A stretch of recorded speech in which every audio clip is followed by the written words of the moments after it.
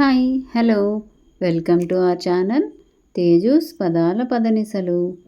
ఈరోజు మనం చెప్పుకోబోయే కథ చెలి నివాసమై పార్ట్ 142. ఇంకా లేట్ చేయకుండా స్టోరీలోకి వెళ్ళిపోదాం. రాజేశ్వరీదేవి చూపులు చూడగానే భయంతో ముందుకు తెచ్చిన చేతిని వెనక్కి తీసుకుని, నేను వెళ్తాను, మీరు వెళ్ళండి, అక్క మీకోసం ఎదురు చూస్తుంది అని తలదించుకొని చెప్పింది సులోచన. మౌలిగారు వెనక్కి తిరిగి చూసి, రాజీ, నువ్వు వెళ్ళు, నేను వస్తాను అన్నారు. మీరు టిఫిన్ కూడా చేయలేదు బావా, ఆలస్యం అవుతుంది, లోపలికి వెళ్లకుండా కాస్త బిగ్గరగా అరిచి చెప్పింది రాజేశ్వరి.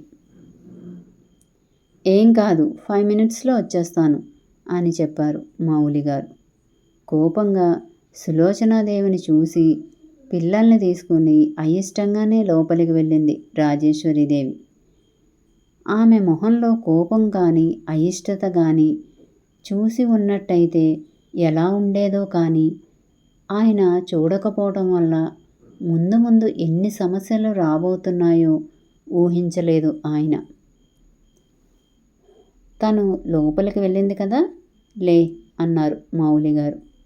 రాజేశ్వరీదేవి వెళ్ళింది అని గబగబా లేచి, మీరు వెళ్ళండి, నేను నాగమ్మ దగ్గర పూజ చేయడానికి వచ్చాను, అది పూర్తి చేసుకుని వస్తాను అని గబగబా చెప్పింది రాజేశ్వరీదేవి మాటల్లో కోపం అర్థం చేసుకుని.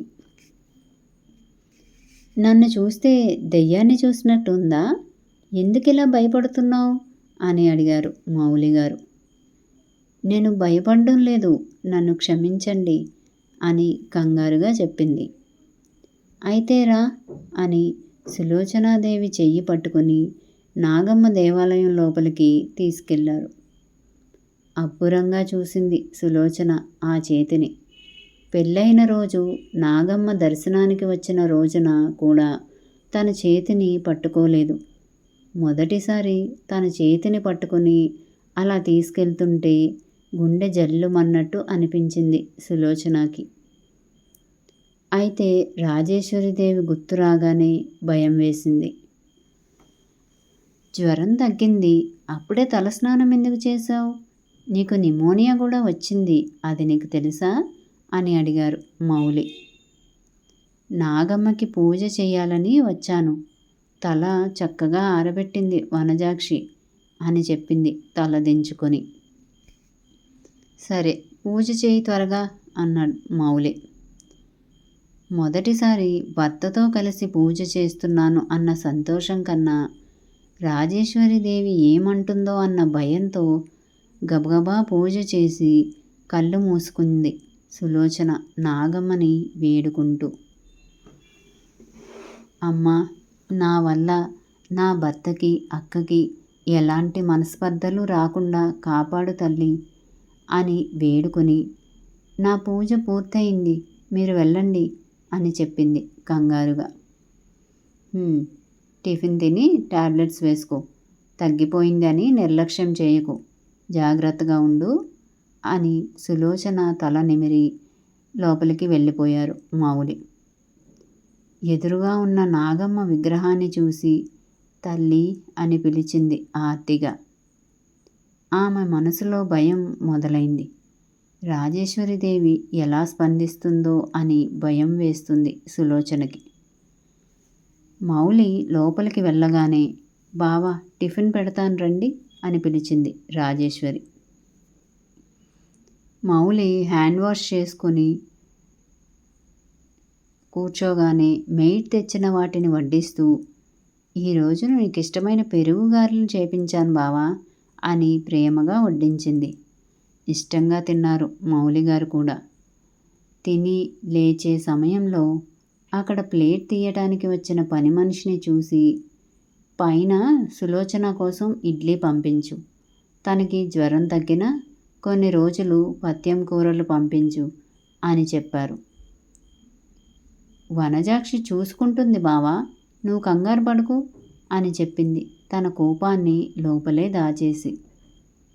వనజాక్షి చూసుకుంటుంది నాకు తెలుసు, కానీ ఇది నా బాధ్యత కూడా రాజీ. పిల్లలు ఏం చేస్తున్నారు అని అడిగాడు. లోపల ఉన్నారు బావా అని చెప్పింది రాజేశ్వరి.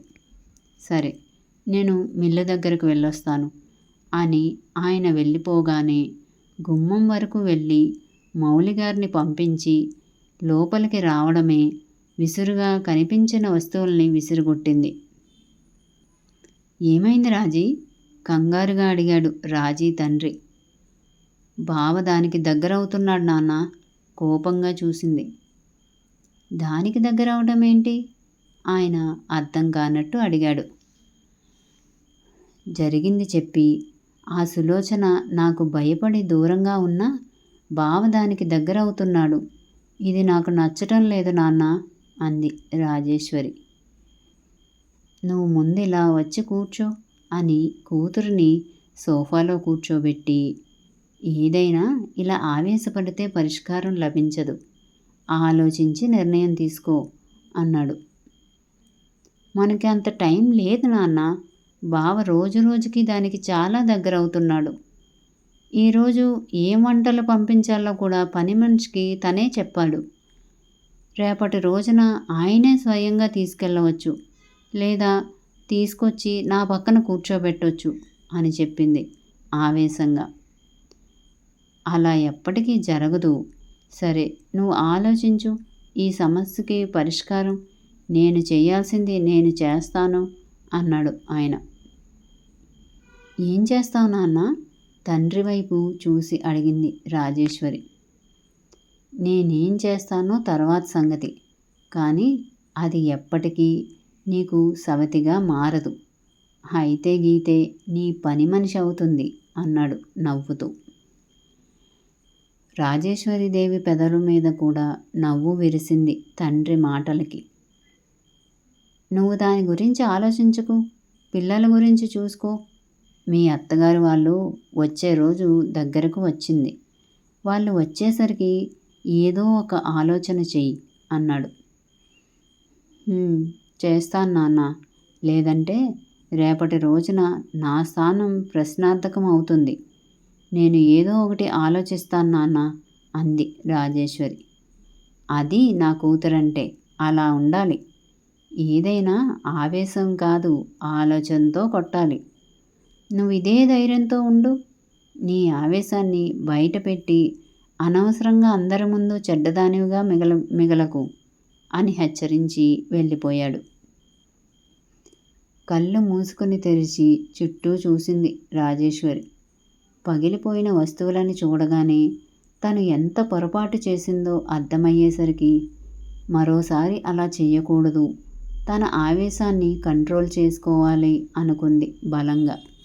మరి నెక్స్ట్ ఏంటి అంటారు? తెలుసుకుందాం మరో అప్డేట్. మా వీడియో కనుక మీకు నచ్చినట్టయితే లైక్ చేయండి, కామెంట్ చేయండి, సబ్స్క్రైబ్ చేయండి, బెల్ కొట్టండి.